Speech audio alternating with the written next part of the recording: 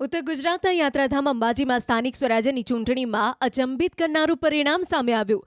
છેલ્લા 4 દાયકાથી મજબૂત ગણાતું ભાજપનું ગઢ આ વખતે હચમચી ગયું અને તાલુકા પંચાયતની મહત્વપૂર્ણ 3 બેઠકો પર કોંગ્રેસે ભવ્ય જીત નોંધાવી છે.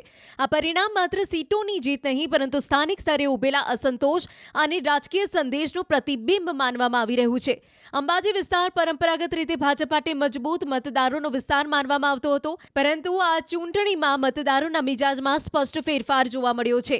ખાસ કરીને અંબાજી કોરિડોર પ્રોજેક્ટને લઈ સ્થાનિકોમાં રહેલો રોષ આ પરિણામ પાછળનું મુખ્ય કારણ માનવામાં આવે છે. વિકાસના નામે થતી કામગીરીઓ દરમિયાન અનેક પરિવારોને સ્થળાંતર અથવા ઘરો ગુમાવવાની સ્થિતિ સર્જાઈ હતી, જેને લઈને લોકોમાં અસંતોષ વધ્યો હતો. સ્થાનિક લોકોનો મત છે કે વિકાસના પ્રોજેક્ટોમાં તેમની સાથે પૂરતો સંવાદ કરવામાં આવ્યો નથી, અમારી ઉપર વિકાસ થોપવામાં આવ્યો જેવી લાગણીઓ મતદારોમાં પ્રબળ બની હતી. આ અસંતોષ મતદાનમાં સ્પષ્ટ રીતે પ્રતિબિંબિત થયો હતો. મતદારો દ્વારા આ નિર્ણયને એક સંદેશ તરીકે જોવામાં આવી રહ્યો છે કે વિકાસની પ્રક્રિયામાં લોકોની સહમતિ અને ભાગીદારી અનિવાર્ય છે.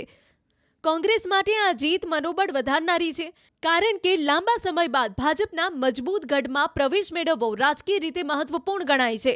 બીજી તરફ ભાજપ માટે આ પરિણામ ચેતવણીરૂપ છે, જે બતાવે છે કે સ્થાનિક સ્તરે જનતા સાથે સંવાદ અને સંવેદનશીલતા જાળવવી અત્યંત જરૂરી છે.